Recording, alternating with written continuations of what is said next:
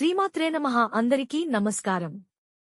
వృషభరాశి వారికి మే 25వ తేదీ నుండి మే 31వ తేదీ వరకు రాశి ఫలాలు పరిశీలిద్దాము.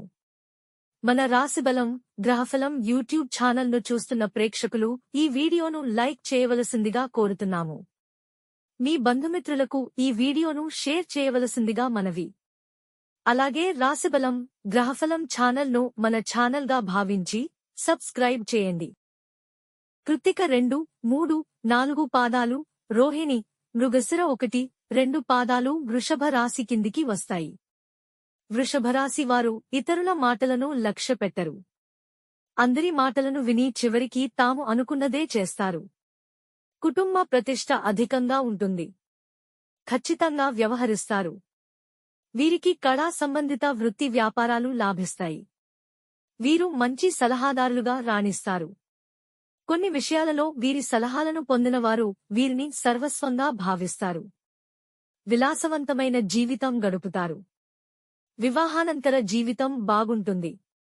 ఆధ్యాత్మిక విషయాలు, సేవా కార్యక్రమాలు వీరి జీవితంలో ప్రధాన పాత్ర పోషిస్తాయి.